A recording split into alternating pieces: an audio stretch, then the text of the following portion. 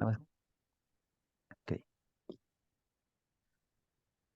Muy buenas noches, bienvenidos al taller de Biblia. El tema que vamos a ver son los libros de Crónicas uno y 2.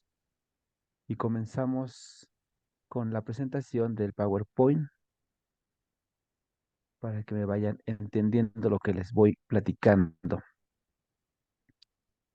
Pues ya saben que yo les doy el nombre original del libro, pues en este caso son dos que vamos a ver juntos. Y ahí está su nombre en hebreo, porque es del Antiguo Testamento. Y así se dice, como está acá, miren. Dibre, acuérdense que esta se parece esta como si fuera H a esta, ¿verdad? Pero es gutural, se dice ha, hayamim. Dibre hayamim, que significa los asuntos de los días o acciones o hechos de los tiempos, que nosotros conocemos como crónicas. Y son dos libros, asuntos de los días. Cronos, pues es tiempo. De ahí viene el cronista, el que cuenta lo que está sucediendo en el momento. ¿Cuál es la riqueza de una crónica? Uno, que regularmente son hechos reales, hechos verídicos, y que te va narrando de manera consecutiva cosas que están sucediendo, ¿no? En el momento, como si fueran del momento. O la crónica o algo que ya pasó.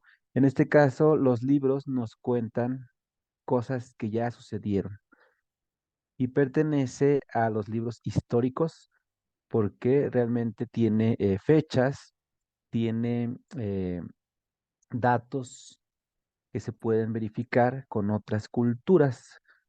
Aquí pues nos lo está contando la cultura hebrea, pero también se pueden verificar con otras culturas, como vimos libros de la clase pasada, los libros de Esdras y Nehemías que se pueden verificar con la cultura persa. Entonces,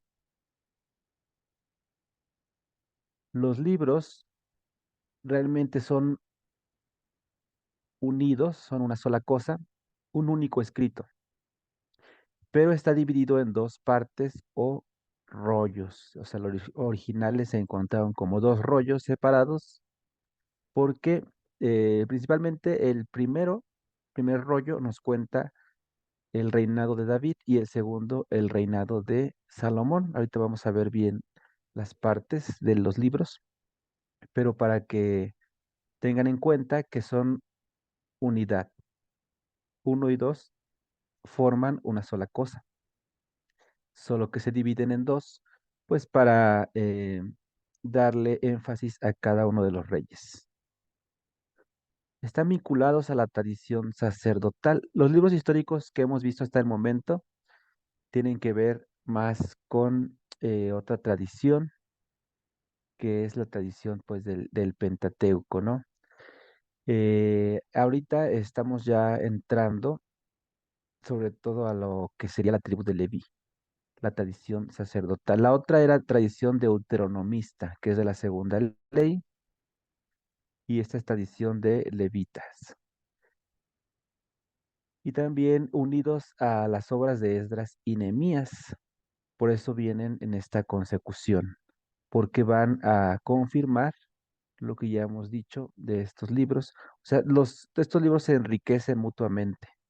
A veces podrían contradecirse porque los escritores lo cuentan de otra manera y los datos a veces los exageran, ¿no?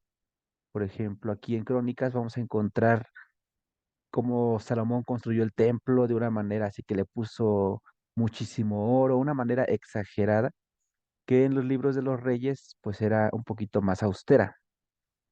El tema pues es que hubo oro en el templo de Jerusalén, en el primer templo que hicieron David y Salomón, pero el que lo cuenta pues le pone su énfasis, ¿verdad? Para el autor de crónicas o el que narra crónicas, pues le exageran el oro. Y por eso parece que se contradicen. eso no, o sea, no es importante la cantidad, sino que hubo ese oro, ¿no? Por eso así se leen los libros de la Biblia, más con el simbolismo que pues deteniéndonos en cosas pues que a veces nos hacen perder tiempo o que son pues más secundarias, ¿no? Al mensaje o a los temas principales, como por ejemplo verificamos que existieron estos reyes y que reinaron en esos periodos. Estos libros también van a justificar una restauración sacerdotal, o sea, los levitas hablan de esta vuelta del exilio y cómo van formando la comunidad del templo. La comunidad del templo serían todas la religiosidad que empezó a surgir con este culto en una estructura que sería el templo de Jerusalén. Y estamos hablando del siglo III antes de Cristo, o sea, 300 años antes de la venida de Jesús. Es un libro ya más cercano a la venida de Jesús. Estos libros entonces, aquí como está esta imagen se las presenté en los libros de los reyes, cuando se hizo el cisma o la división de los reinos entre el norte y el sur. Y esta foto o imagen representa el reino del norte con Jeroboam, que están aquí dando culto a una estatua de oro, que sería un toro. Y esta imagen la puse porque retoma entonces argumentos de estos libros, de Reyes uno y 2 y también de Samuel uno y 2 cuando pues se nos cuenta de David y Salomón. ¿Cuál es la diferencia? Que ahora se le da una perspectiva, una óptica. Óptica viene de visión. La óptica es donde nos arreglan los lentes, ¿verdad? Entonces es ponerse unos lentes, óptica, pero los lentes de los sacerdotes, ¿no? ¿Cómo lo veían ellos? La otra perspectiva que habíamos visto, pues era de la deuteronomista, que eran los seguidores, pues, de la tradición mosaica.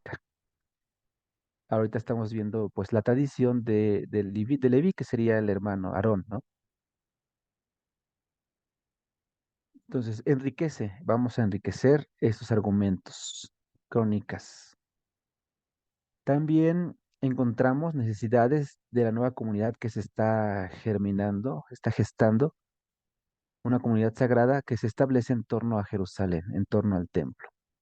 Esto es lo que vamos a encontrar en estos dos libros. Principalmente tres dogmas. ¿Qué es un dogma? Pues es algo que mm, nos ayuda a no perdernos. Algo establecido como una ley que tiene que ver con tradición, que tiene que ver con hechos comprobables o no comprobables, pero que van a ayudar a tener una línea, a seguir una línea, ¿no? Por ejemplo, en nuestra religión católica tenemos dogmas como la Asunción, la Inmaculada, la Encarnación que vamos a vivir en Navidad, la resurrección también es un dogma, que son pues estos fundamentos de fe. En la imagen les puse aquí lo que sería el muro de la muralla de lo que es actualmente Jerusalén. Al fondo se ve la cúpula del templo actual, que no es judío, ni católico, ni cristiano, es musulmán. El templo que está actualmente ahí en Jerusalén. Acuérdense que de los judíos, pues nada más queda el muro de los lamentos, que pertenece al segundo templo, pero la bandera de un pueblo que ya está constituido, que se llama Israel, que tiene la estrella de David. Todo esto representa un poco la actualidad, pero los dogmas que sigue esta religión judía de cultura hebrea son estos tres que encontramos en Crónicas. Esto es lo que nos transmite esas tradiciones, estos libros de crónicas. Primero, un mesianismo davídico. ¿Qué se refiere a esto? Que el Mesías esperado viene de sangre real o de ascendencia de David. Y por eso se va a contar en el primer libro, sobre todo de Crónicas, cómo fue la elección del rey David, que vamos a encontrar también en Samuel.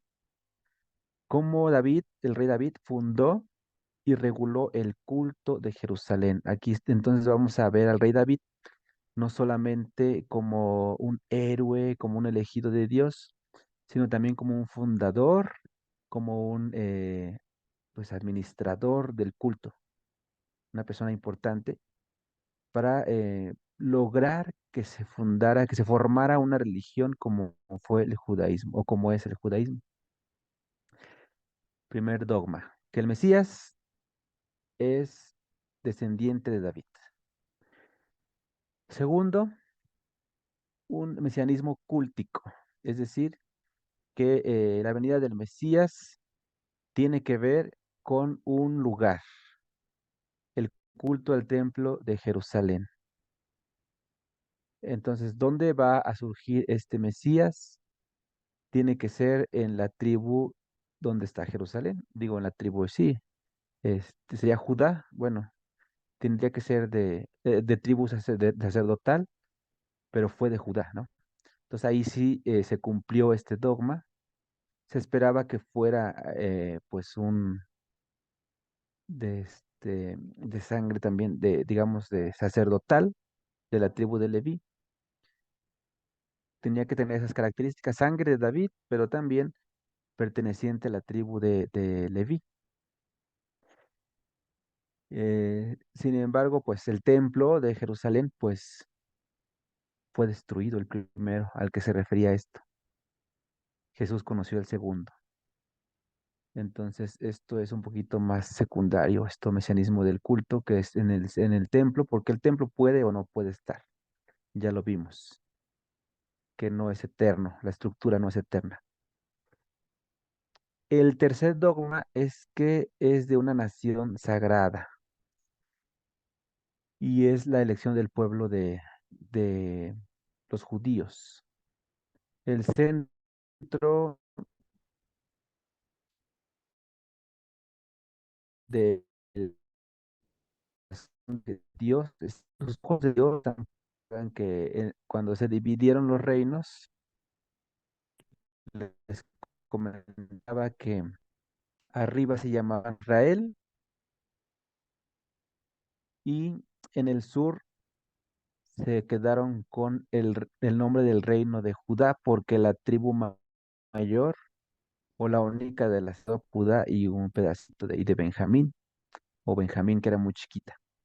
Entonces por eso los del sur se llamaron Judá y su capital es Jerusalén.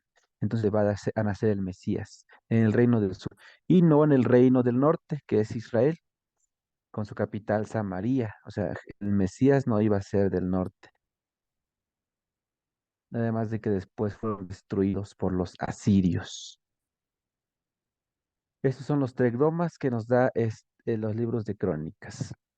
El primer libro de crónicas, del capítulo 1 al 9, van a encontrar ahí genealogías.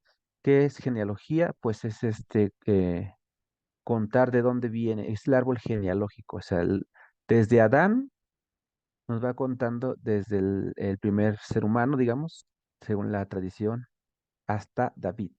Todos los personajes y personas, cuando les digo personajes, son nombres de seres que a lo mejor no existieron, pero que son importantes.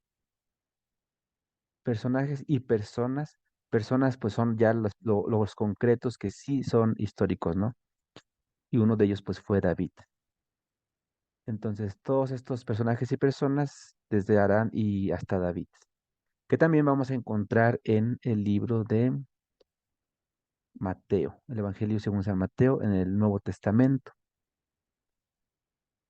Eso es importante porque pues le va a dar peso. a la persona del rey David. También vamos a encontrar capítulos que nos narran cómo era la tribu de Judá y cómo surgió la casa de David.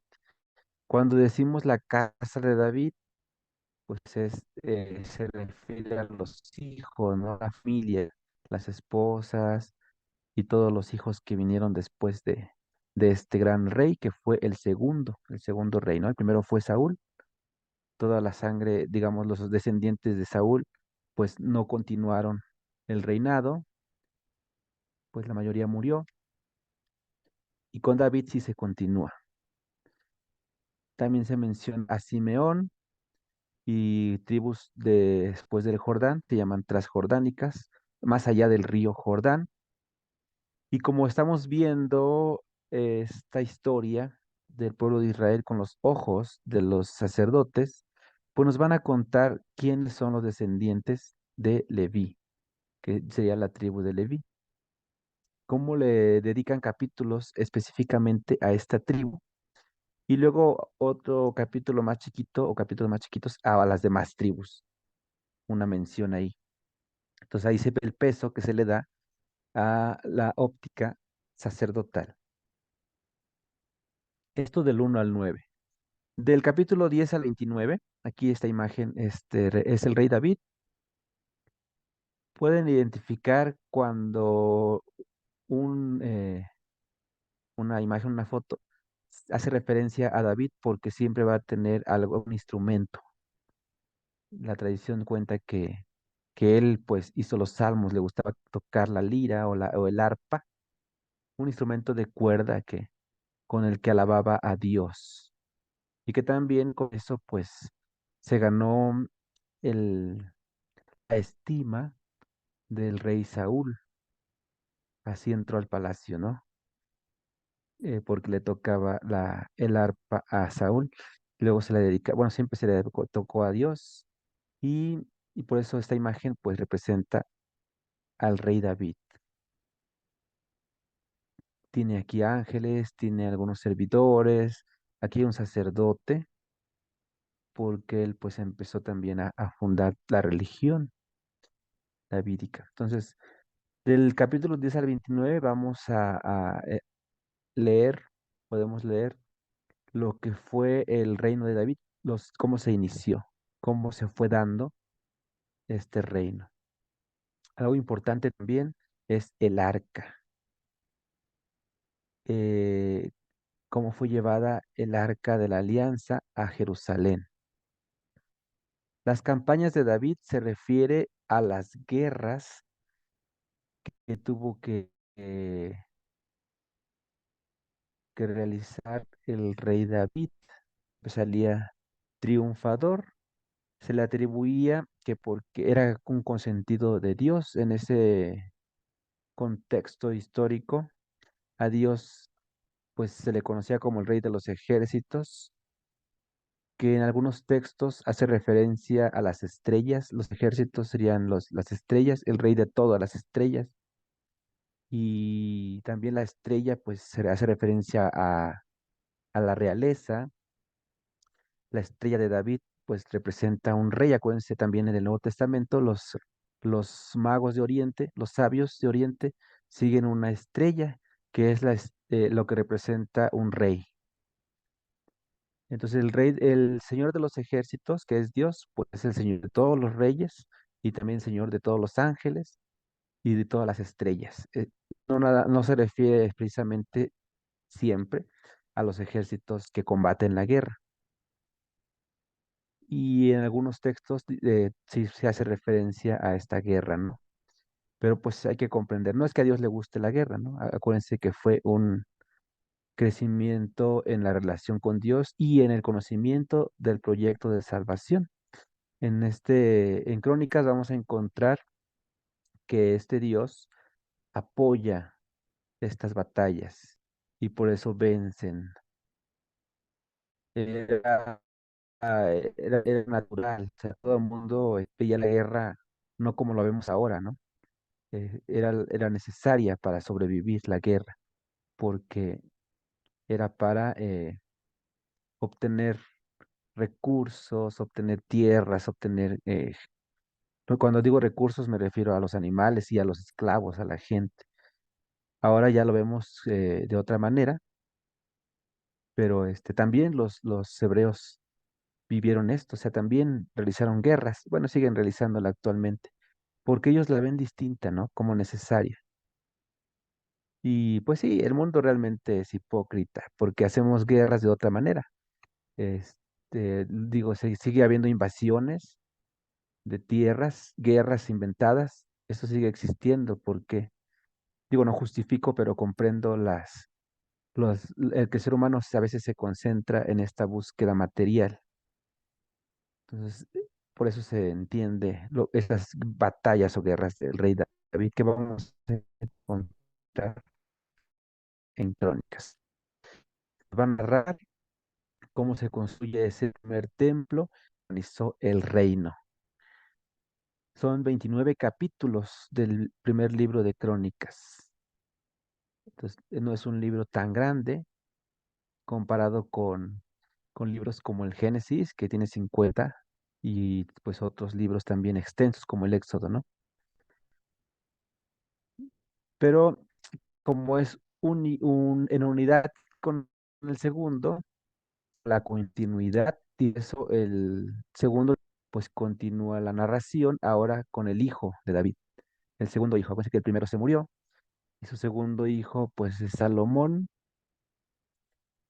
y entonces del capítulo uno vamos a empezar a leer este reino del, de Salmón, que sería el rey de la paz. La imagen que nos ayuda a conocer que es Salomón, identificar que es Salomón, es este escrito que representa, además de la sabiduría, el gran proyecto que él tuvo de escribir la tradición oral, de empezar a redactar como los demás pueblos textos, ¿no? Digamos, papiros que tuvieran pues los libros, el Pentateuco, que serían todos, y los profetas, estos grandes libros del Antiguo Testamento, que aunque después fueron quemados por los babilónicos, sí los había escrito el rey Salomón con con todo su esplendor, todo su tan caro para escribir. Y también pues, pagaba, tenía el poder económicos para, por eso aquí esto que lo representa.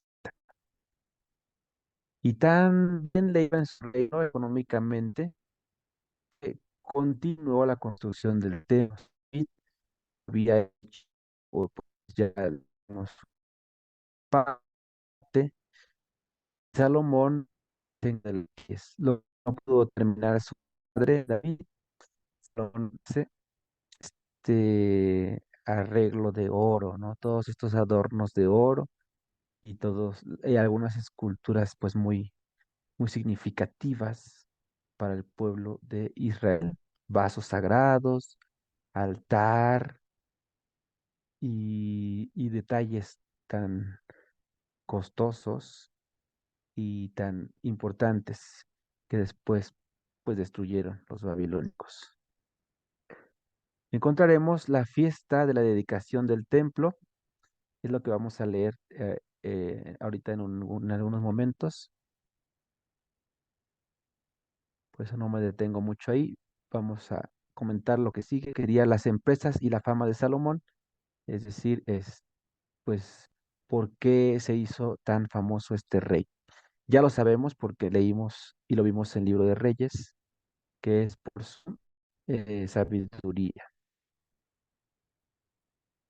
Y finalmente, hasta el capítulo 36, encontramos, o sea, de la continuación de la fama de Salomón, vamos a encontrar todos los reyes de Judá que habíamos nosotros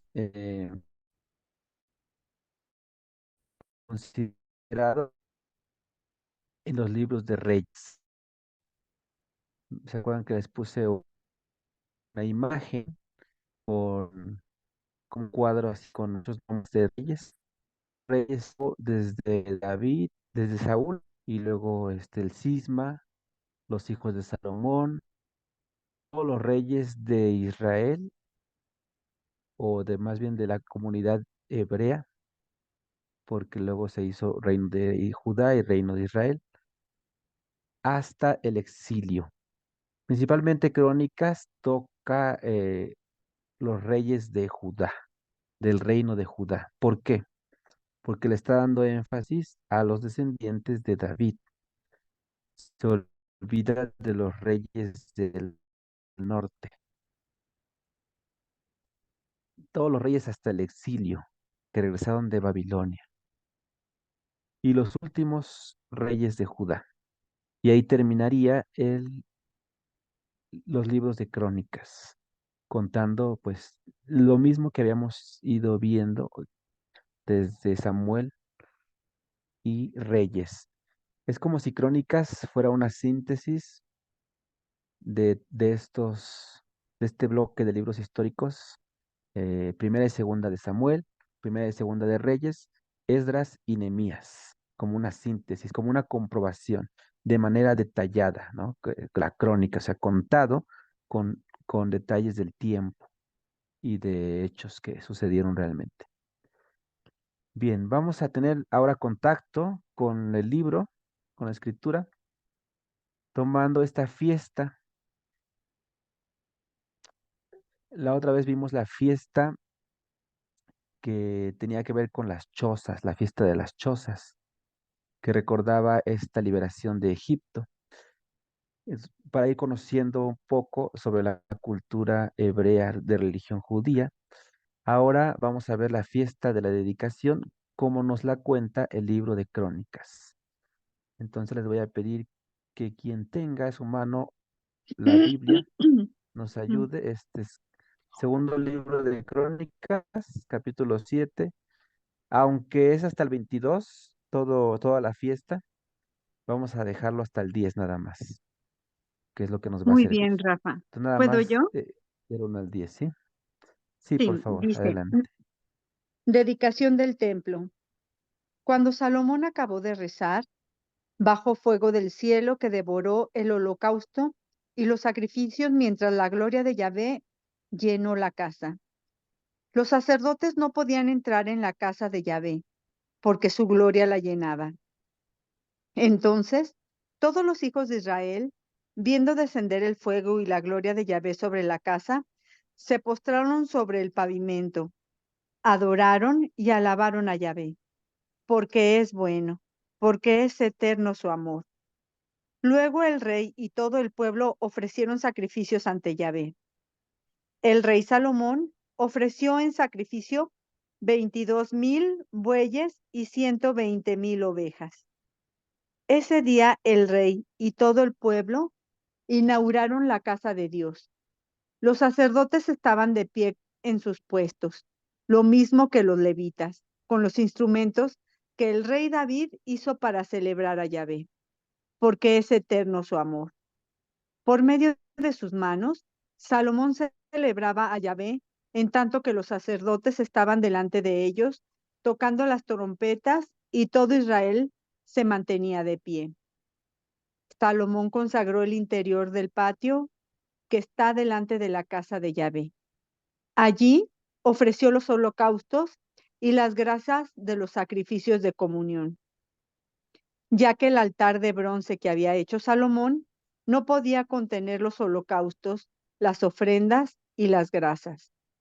Entonces Salomón celebró la fiesta durante 7 días y con él todo Israel. Era una asamblea inmensa, venida desde la entrada de Hamat hasta el torrente de Egipto. El día octavo finalizó la fiesta, pues habían celebrado la fiesta de la inauguración del altar durante 7 días.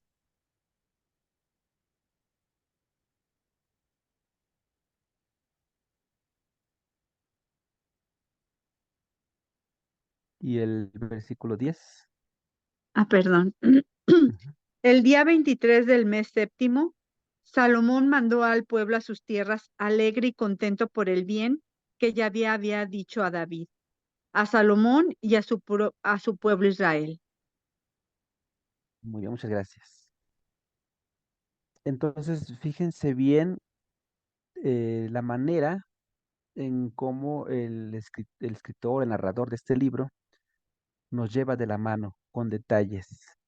Primero nos sitúa cuando Salomón terminó su obra y nos da detalles específicos.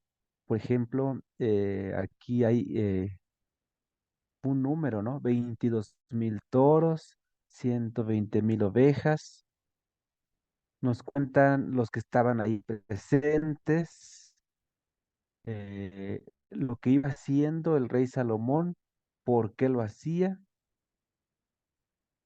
y cómo lo hacía. Por eso se llama crónicas, ¿no? Porque nos da detalles, así, y todo cómo va sucediendo eh, en esa secuencia lógica. Esta fiesta de la dedicación la encontramos también en en el primer libro de Reyes, que es cuando se terminó el primer templo. Es Primera de Reyes 8, del 54 al 66. Solo que por eso era importante leer el 10, porque esta es la especificación del libro de Crónicas. Hace coincidir esta fiesta con aquella que vimos la vez pasada, que es la fiesta de las chozas. Dice el día 23 del mes séptimo. ¿Cuál es ese mes séptimo?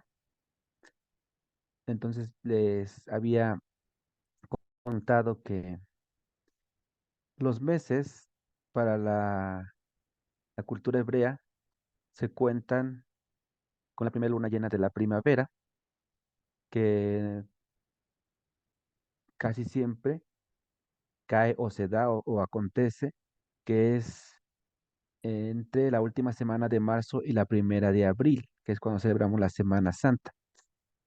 El de Nisan, se llama el mes de Nisan, que sería el primer mes, entonces entre marzo y abril.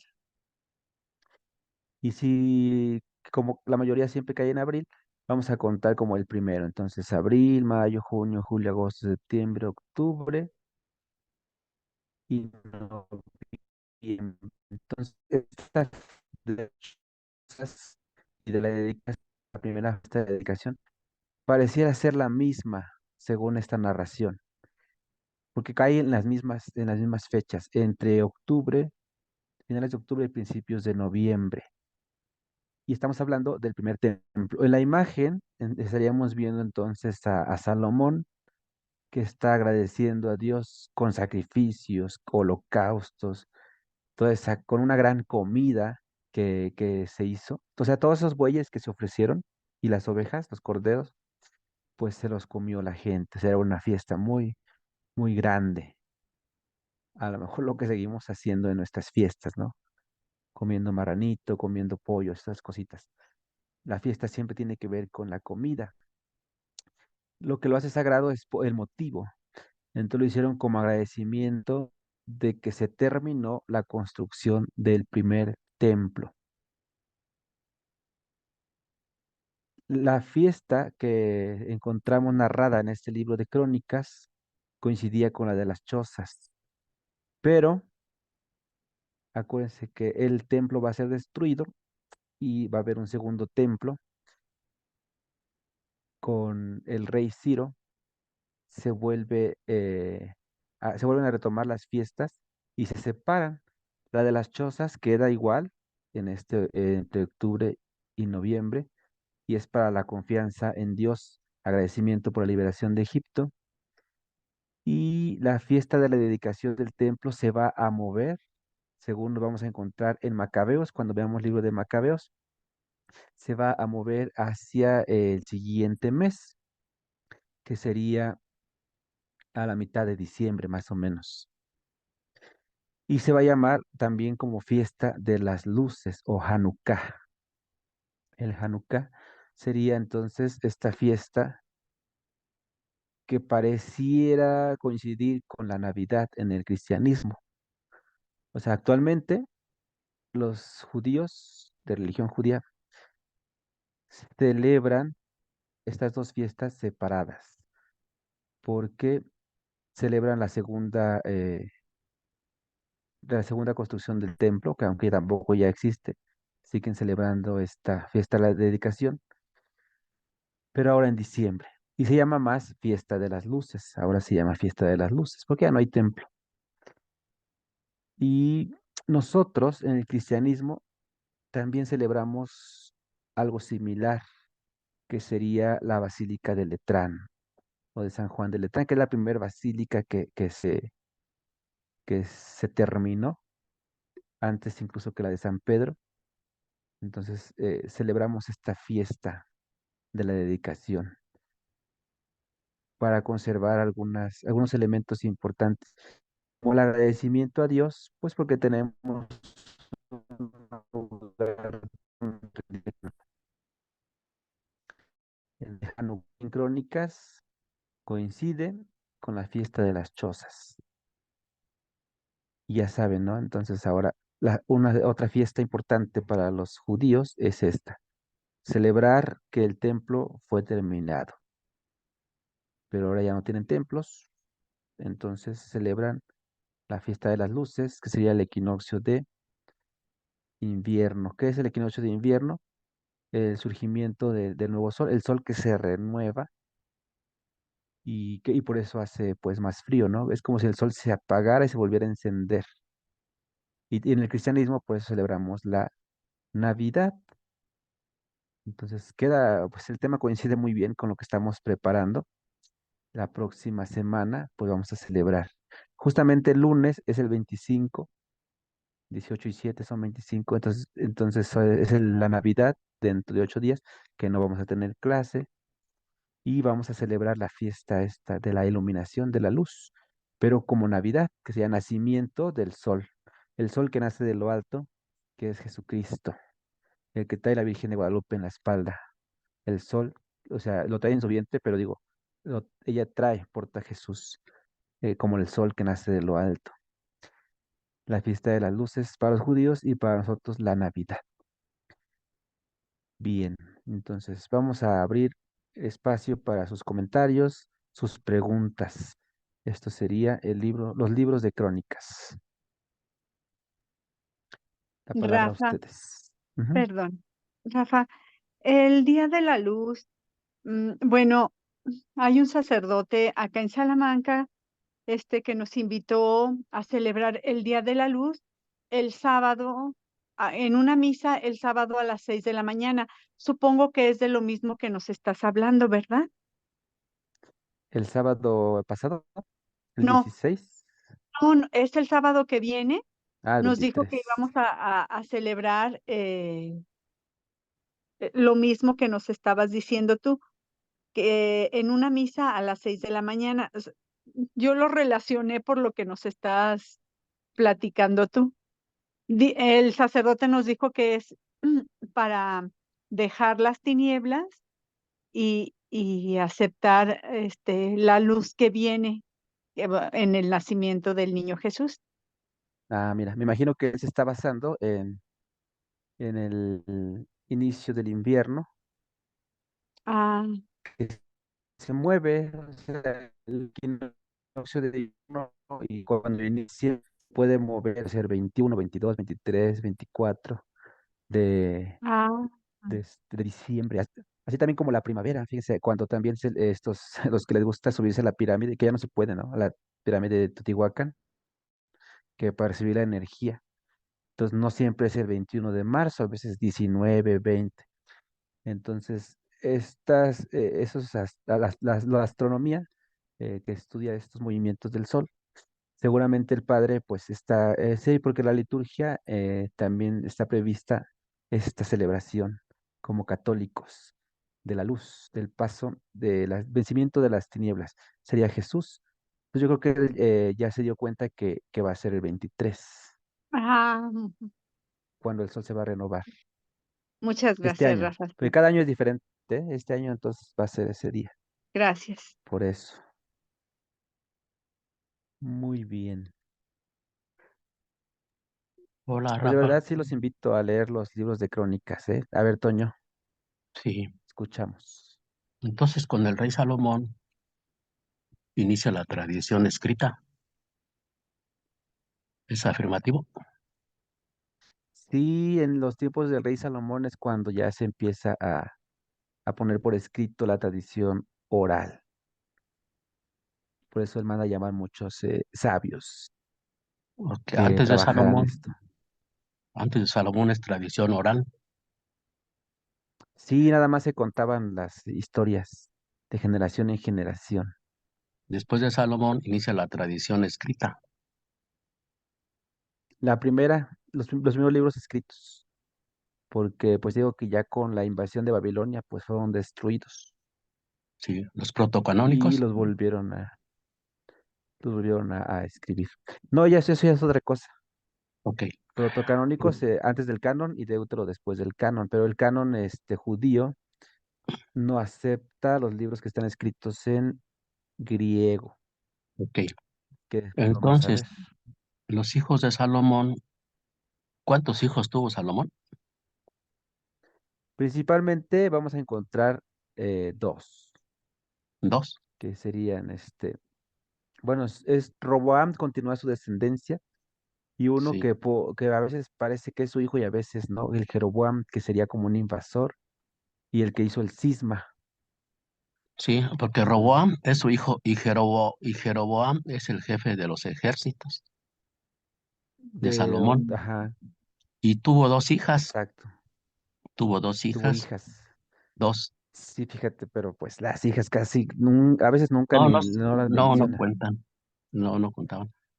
Tiene Entonces Roboam fue el rey del sur sí, después del entonces cisma. Roboam es el que nos va a interesar. Ok. Porque en esta cultura androcéntrica, pues las mujeres tienen otro papel. No había reinas, pero sí había profetisas y había también, pues, figuras importantes que continuaron la descendencia de David, que vamos a ver más adelante, como Esther, como Ruth. Porque esto de Menelik no es cierto, ¿verdad? Eso de Menelik con la reina de Saba, eso no es, es una tradición nada más, pero eso no es cierto. Su hijo, nada, pues fue Roboam, ¿verdad?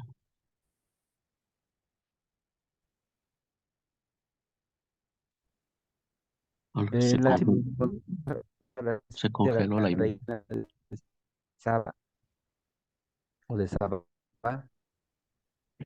que sería del norte. Sí, yo creo que no sé si sea tu internet o el mío, pero sí. Así es. Entonces, espero Que, que me sigan escuchando. Sí, sí encontramos sí, es que esta se relación de congeló la Salomón imagen. con la reina. Ok. Se congeló la imagen. Bueno, los demás sí me escuchan para ver si es mi Rafa. imagen o la Sí, de. Rafa. Sí, sí Sí, escuchamos. Bueno, entonces, bueno, para cerrar este comentario de Toño, sí hubo una relación, narra en los libros de Reyes, Salomón que visita este norte de África con la reina. Entonces, sí, sí sucedió este acontecimiento. Porque, pues sí, digo, causa de esta separación de Dios fue porque él pues tuvo muchas relaciones con mujeres extranjeras. No tenía que hacer, ¿verdad? Bueno, aparte de que hizo cosas positivas como el templo, pues andaba de enamorado, Sí, este era bien mujeriego, Salomón. ¿verdad? Este era bien mujeriego. Pues sí, Tenía 700 a lo mejor princesas, también era, 300, yo creo que 300 aparte, con todo concubinas. su dinero, yo creo que, y seguramente si su papá era muy atractivo, porque así cuenta la Biblia, ¿no? Que era muy bello David. Pues yo creo, y Sí, si su mamá también, porque David se enamoró, se le antojó su mamá de Salomón. sí, Betsabe. Seguramente Salomón era muy apuesto, Sí, Betsabé, y por eso tuvo muchas mujeres. 700 princesas, Así es la 300 historia. concubinas, más la hija del faraón. Así es. vean, y no se daba abasto, o sea, las podía mantener, pero pues lo distraían para las cosas de Dios. Así es, Por eso se supone que eso causó, pues, que Dios permitiera la invasión o el cisma, esta separación y luego las invasiones que vinieron después. así es. Sí, pues realmente sí los invito a que lean esos libros de crónicas con esta perspectiva. Ahora ya saben los elementos que van a encontrar y que los está narrando una comunidad de tinte ancestral. Ahora con los ojos de la tribu de Leví, que es el hermano de, o sea, los levitas son descendientes de Aarón, que es el hermano de Moisés. Hasta ahorita los otros libros históricos íbamos viendo, pues eran todavía consecución de Josué y que era el que Moisés se encargó para continuar con la historia de salvación. Y esos libros de crónicas nos enriquecen, nos dan elementos comprobables con los demás libros. Bien, si nadie más quiere comentar, podemos dejarlo aquí.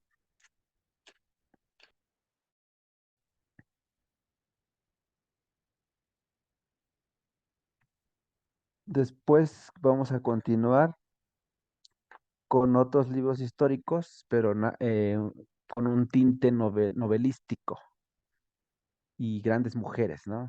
Entonces les decía que vamos a y Esther, pero esto va a ser el año que viene, porque va a ser hasta enero.